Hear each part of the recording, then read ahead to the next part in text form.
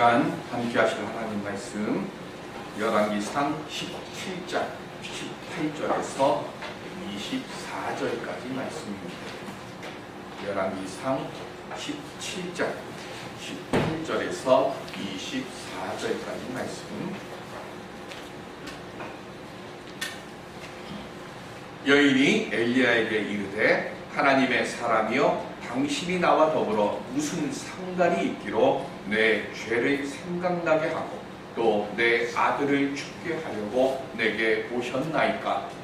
엘리야가 그에게 그의 아들을 달라하며 그를 그 여인의 품에서 받아안고 자기가 거처하는 나라에 올라가서 자기 침상에 누이고 여호와께 부르짖어 이르되 내 하나님 여호와여 주께서 또 내가 우부하는 집 과부에게 재앙을 내리사 그 아들이 죽게 하셨나이까 하고 그 아이의 몸을 3번 펴서 그리고 여호와께 부르짖어 이르되 내 하나님 여호와여 원하건대 이 아이의 몸으로 그의 몸에 돌아오게 하옵소서 하니 여호와께서 엘리야의 소리를 들으심으로 그 아이의 혼이 몸으로 돌아오고 살아남은지라. 엘리야가 그 아이를 안고 나라에서 도로 내려가서 그의 어머니에게 중명하기를 보라 내 아들이 살아났느니라. 여인이 엘리야에게 이르되 내가 이제야 당신은 하나님의 사람이시오 당신의 입에 있는 여호와의 말씀이 진실한 줄 아노라 하니라. 아멘.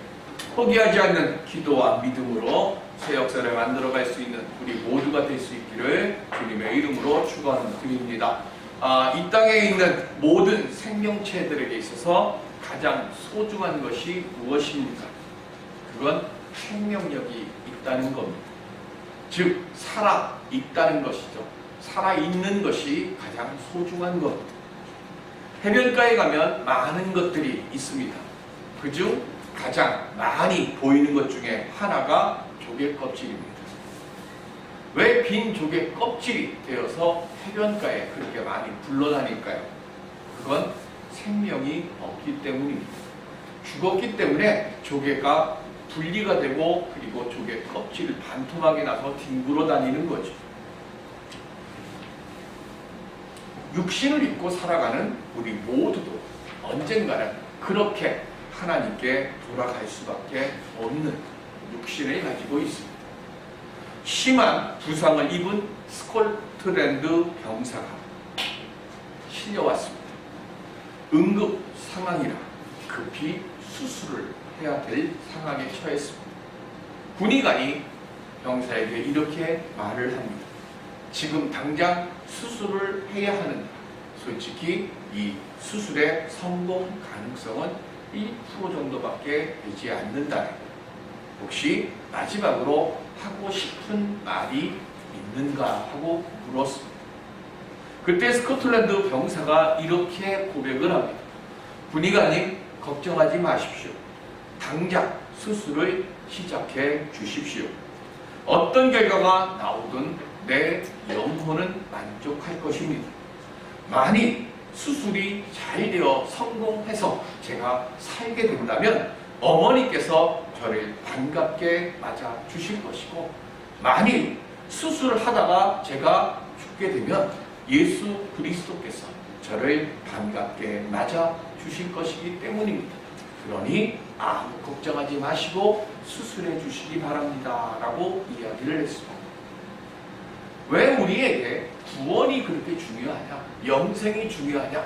내가 죽고 난 다음에 이 육신의 삶이 끝나고 난 뒤에 내가 돌아갈 집이 있고 나에게는 지금 이 세상보다 이 세상이 끝나는 것이 아니라 더 이어서 계속된 영원한 삶이 있다고 하는 것을 믿게 되어지면 내 삶 속에서 일어나는 일들에 대해서 우리는 조급하거나 아니면 절망적으로 그 일들을 맞지 않을 수 있기 때문에 그래서 우리에게 구원이 중요하고 우리가 영생을 믿는 것이 소중한 이유가 바로 거기에 있습니다.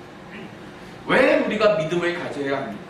우리 육신이 생명을 다할 때 빈 껍데기처럼 바닷가에 흩어지는 조개 껍질과 같은 인생으로 끝나지 않고 오히려 더 복된 생명을 우리는 얻을 수 있기 때문에 그것을 믿어야 하는 거예요. 그래서 믿음이 중요합니다. 고등학교를 졸업하고 더 넓은 세상을 향해서 우리 친구들이 첫걸음을 옮깁니다. 제가 요즘은 다 마스크를 쓰고 있으니까 들어오는데 우리 친구들이 또 들어오는데 처음 보는 얼굴처럼 느껴지는 거예요. 왜 그럴까? 그랬더니 고등학교를 졸업을 한다고 하니까 또 뭔가 직장을 가든 아니면 대학에 합격한 친구들 얼굴을 보면 얼굴들이 폈어요. 그래서 저런 친구들이 있었나 싶을 정도로 마스크를 쓰고 들어오니까 잘 못 알아보겠어요. 피부도 좋아지고. 그런데 우리의 앞날은 그렇게 좋아하는 것이 그렇게 아름다운 것들만 우리 앞에 놓여져 있지 않다는 겁니다. 힘들고 지금까지 경험해보지 못했던 세상의 많은 어려운 일들, 좋은 일들을 다 경험하게 될 겁니다. 그때에 반드시 잊지 말고 기억해야 할 것. 나는 하나님의 자녀고 나는 영원한 생명을 받아 누릴 사람이라고 하는 사실입니다. 이것을 기억하며 주님의 자녀답게 살아가려고 할 때 거친 세상에서 반드시 승리하며 살아갈 수 있도록 우리 주님께서 우리 친구들과 동행해 주실 줄로 믿습니다. 그 믿음 속에서 내게 주어져 있는 새로운 장을, 소망, 그리고 기쁨 속에서 활짝 열어가서 하나님이 주시는 더 아름다운 것들을 내 삶의 선물로 만들어갈 수 있는 우리 졸업생들과 우리 성도들 될 수 있기를 주님의 이름으로 간절히 기원 드립니다. 그럼 우리가 어떻게 하면 더 아름다운 세상을 걸어갈 수 있을까요? 하나님의 백성인 이스라엘, 시돌의 공주였던 이세벨이 아합의 왕과 되면서 하나님을 멀리하는 그리고 우상을 섬기는 땅으로 변해버리기 시작했습니다. 단순히 우상을 섬기는 땅으로 변해버린 것으로만 끝나는 것이 아니라 하나님을 섬기는 선지자들을 핍박하고 잡아 죽이는 악행을 일삼았습니다. 이스라엘 땅에 신실한 믿음을 가진 자들을 찾아보기가 어려워졌습니다. 그때 엘리야가 아합에게 가서 하나님의 살아계심을 두고 맹세하니 수년 동안 비가 오지 않을 것이다 라고 선포를 합니다. 그리고는 그리 시냇가로 숨어 지내다가 시돈 땅 사르밧 과부의 집으로 가게 됩니다. 그리고 그 과부를 만난 그곳에서 가루에 남은 한 움큼 남은 이 가루를 가지고 마지막 식사를 하고 이제는 굶어 죽을 날만을 기다리고 있다고 하는 그 이야기를 듣고 엘리야가 그 과부에게 자신을 위해서 먼저 한 조각의 떡을 만들어서 내게 먼저 대접하라고 이야기를 합니다. 그리고 그 말에 따라서 과부가 그렇게 대접을 했을 때에 비가 올 때까지 그 땅에 비가 내려서 먹을 것을 만드는 그때가 올 때까지 기름과 그리고 그 가루가 그치지 않는 은혜를 얻게 됩니다. 시돈의 공주였던 이세벨이 왕후가 되어서 하나님의 백성의 땅에 우상을 범람케 만들었고 반대로 하나님께서는 우상을 섬기는 그 시돈 땅에 있는 사르밧 과부에게 하나님의 사랑을 보내사 하나님의 은혜를 맛보게 하시고 생명을 지킬 수 있도록 돌보아 주셨습니다. 성도, 하나님의 거룩함을 믿고 따르는 사람들은 생명 살림에 능력이 있음을 믿어야 합니다. 죽어가는 그곳에서 하나님의 그 능력을 붙잡고 함께 죽어가는 것이 아니라 죽어가는 그 사람들에게 소망, 삶에 대한 소망을 보여주어야 되고 그러기 위해서는 내가 먼저 무엇보다도 나는 살자이다라고 하는 믿음의 확신을 가지고 서야 하는 거예요. 그렇게 생명을 유지할 수 있도록 도와주셨던 그 과부의 집에 큰 불행이 찾아옵니다. 요번에 본문에 와 있습니다. 과부의 삶의 희망이자 모든 것이었던 아들이 갑자기 병에 들어 죽었습니다. 그러자 여인이 엘리야에게 오늘 본문 18절에 당신이 나와 무슨 상관이 있어서 내 죄를 생각나게 하고 내 아들을 죽게 하느냐며 원망을 합니다. 왜 엘리야에게 원망을 했을까요? 지금 엘리야가 있는 이 땅이 어디라고 그랬습니까? 바알을 숭배하는 시돈 땅이에요. 이방의 땅이에요. 그러니까 하나님을 믿지 않는 그 땅에서 바알을 숭배하는 이 여인이 하나님의 사람인 줄을 알면서 엘리야를 자기 집에 머물게 했어요. 그런데 엘리야를 그냥 머물게 한 게 아니라 엘리야가 머물러 있는 곳이 어디예요? 본문 19절 일어나 본문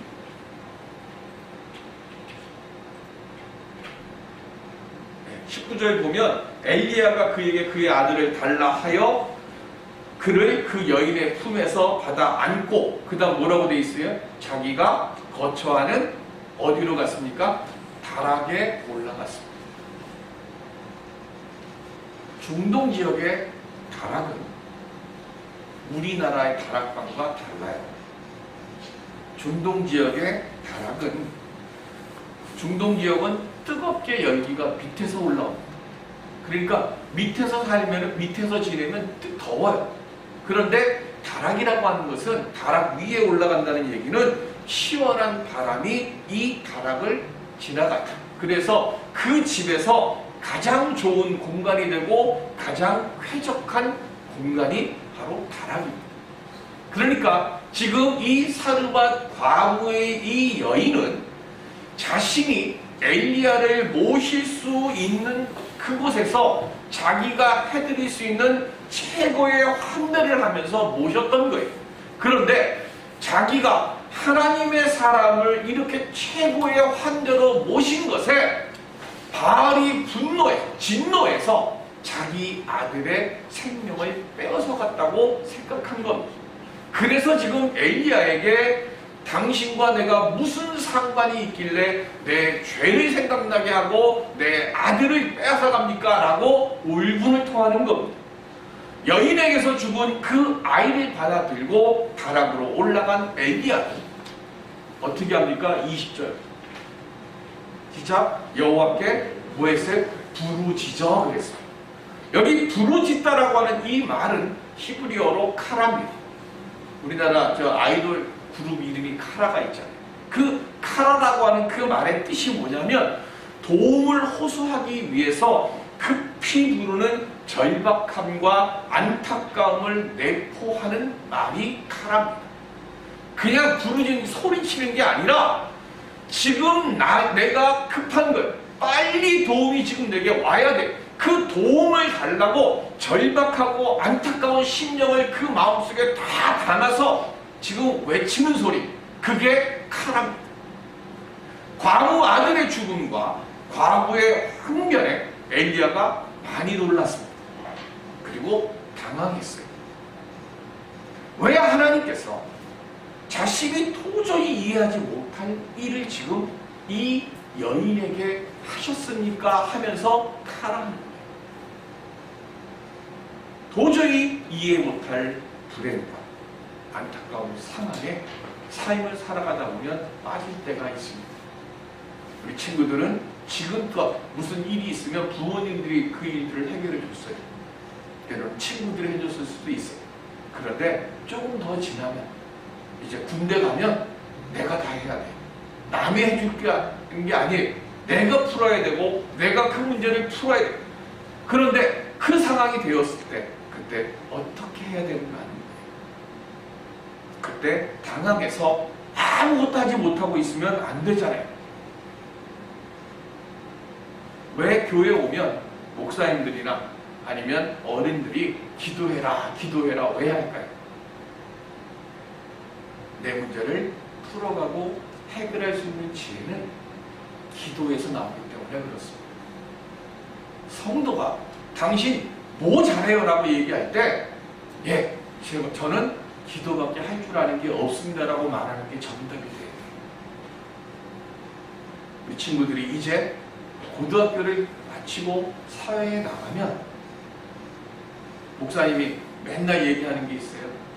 111 하루에 1분씩 매일같이 기도를 하는 거예요. 그런데 몇 번 하라고? 110.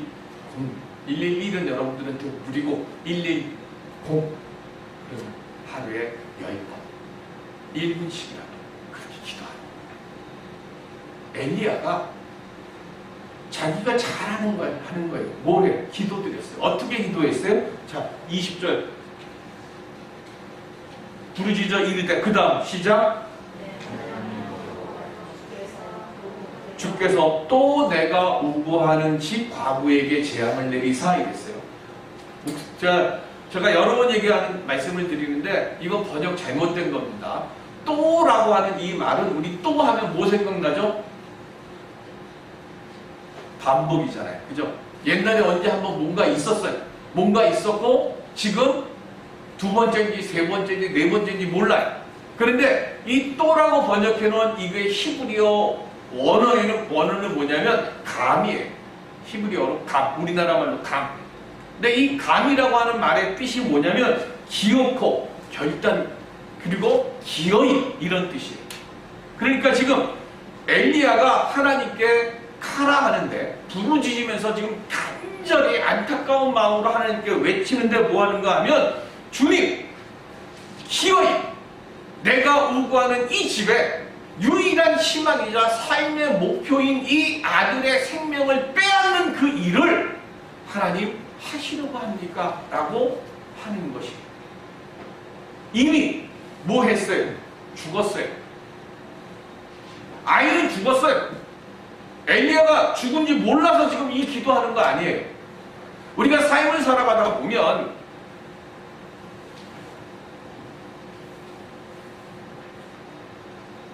이해되지 않는 일을 만나거나 그리고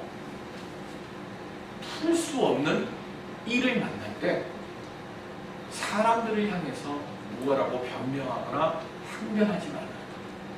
믿는 사람들은 누구에게 해야 돼요? 누구에게 하소연을 해야 돼요? 하나님을 향해서 하소연을 하라는 거예요. 부르짖어요. 누구에게 부르짖어요? 사람에게 부르짖으면 안 돼요. 사람에게 부르짖으면 싸움만 나요. 누구에게 부르짖으라고? 누구에게 카라하라고? 하나님에게 카라하라는 거예요.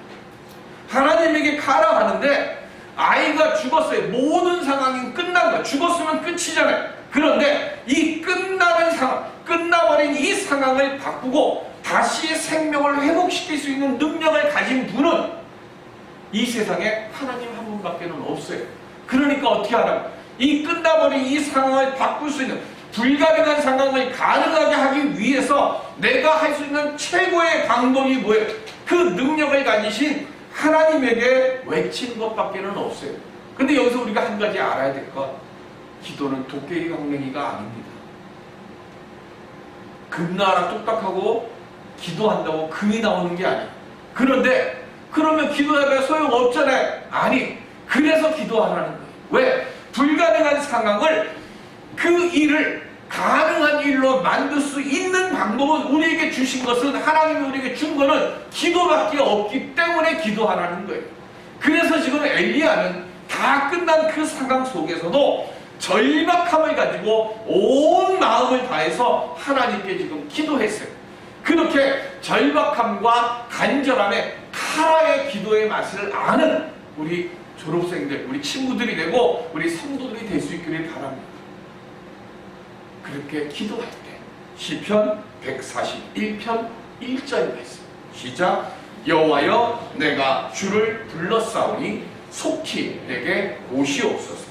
내가 주께 부르짖을 때에 내 음성에 귀를 기울이소서. 아멘. 기도할 때 어떻게 하라고요? 하나님을 불러야 돼요.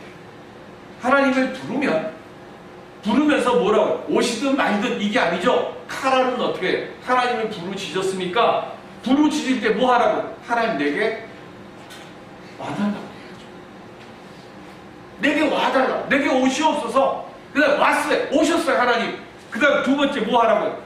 오시고 딴 데 보고 있으면 안 되잖아요. 뭐 하라고요? 내 소리에 귀를 기울이소서. 자, 엘리야가 하나님께 카라 했어요. 그래서 하나님 지금 오셔서 시편 141편 1절 말씀처럼 하나님이 가까이 오셨어요. 가까이 오신 뒤에 다시 본문을 뒤로 돌려서 22절 시작. 여호와께서 엘리야의 소리를 뭐 하셨어요? 들으셨다고 했어요. 들으심으로. 중요한 게 뭐예요? 자, 우리가 하나님의 말씀을 들으면 뭘 해야 되죠? 말씀에 순종해야 돼요. 우리가 하나님의 말씀을 들을 때는 우리는 순종해야 되는 거예요.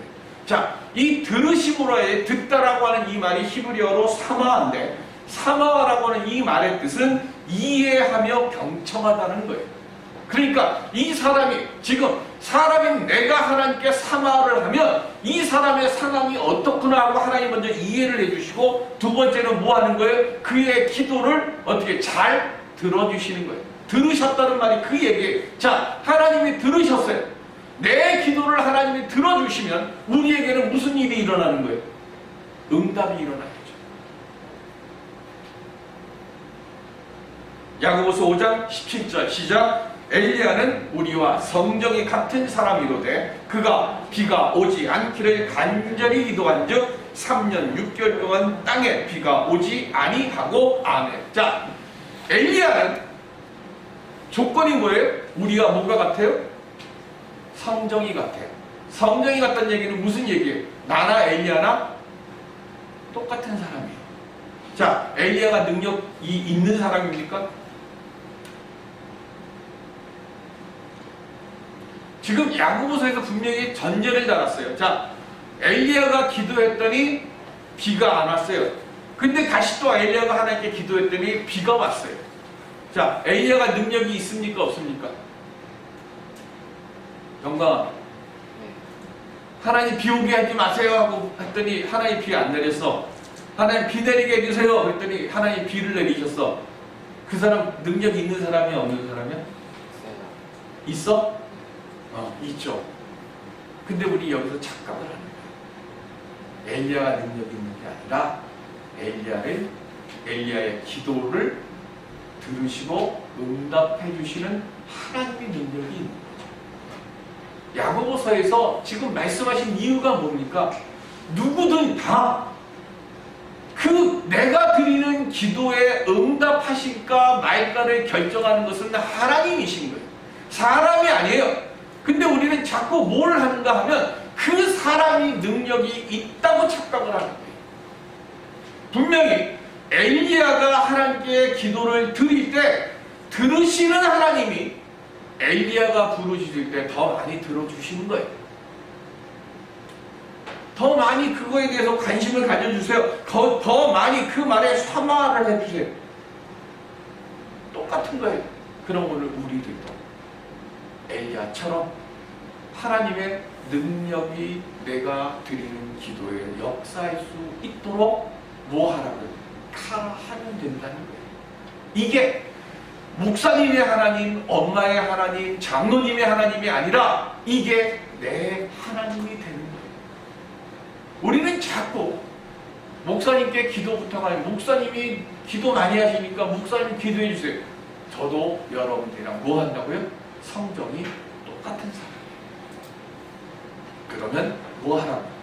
혼자 기도하는 것보다는 합심해서 기도하는 것이 더 능력이 있으니까 나도 기도를 목사님에게 기도 부탁하고 나도 기도하고 나 혼자 기도하는 거 아니라 또 다른 식구들이랑 같이 기도하다 보면 하나님께서 뭐 하시는 것이 커져요. 들으시는 것이 커져요. 하나님이 들으시면 우리에게는 뭐가 많아지는 거예요? 응답의 역사가 일어날 확률이 더 점점 커지는 겁니다. 오늘 본문에 보면 이 아이가 무슨 병으로 죽었다는 얘기가 나와 있습니까? 며칠을 앓다가 죽었다는 얘기가 나와 있습니까? 자, 성경에 나사로가 죽었습니다. 무슨 병으로 죽었다고 되어 있어요? 성경에는 그 사람이 어떻게 죽었다는 얘기는 중요한 게 아닙니다. 성경에 죽은 사람이 다시 살아나는 이야기들을 기록하는 거기에는 뭐가 중요한 거예요? 죽은 게 중요한 게 아니라 죽은 사람이 살아난 것이 중요합니다. 성경을 내가 넘어지고 내가 쓰러지고 내가 엎어진 것에 내가 관심을 가지고 내가 성경을 보느냐, 아니면 엎어지고 넘어진 것은 중요한 게 아니고 엎어져 있는 상황에서 다시 살아나는 것처럼 일어서느냐, 우리는 뭐에 더 관심을 가지고 있습니다. 어떻게 넘어졌는지, 어떻게 쓰러졌는지, 우리는 그게 중요한 게 아닙니다. 어떤 모습으로 쓰러지든 어떤 모양으로 넘어지든 성경은 우리에게 약속해 주셨어요. 하나님께 부르짖으면 우리는 넘어진 그곳에서, 죽었던 그곳에서 다시금 살아나고 일어설 수 있다는 것, 이것을 믿으라고 성경이 기록되어 있는 거예요. 우리 졸업생들 넘어지고 쓰러질 수 있어요. 근데 중요한 건 성경은, 믿음은 넘어지고 쓰러지고 자빠지는 것에 대해서는 관심이 없어요. 믿음은 넘어진 그곳에서 일어서는 거예요. 죽은 그곳에서 살아나는 것에 내가 믿고 그 말씀을 붙잡고 의지하고 하나님께 간구하면 들으시는 하나님께서 우리의 삶 속에서 절망과 낙심의 그 자리에서 우리를 다시금 일으켜 세워 주실 줄로 믿습니다.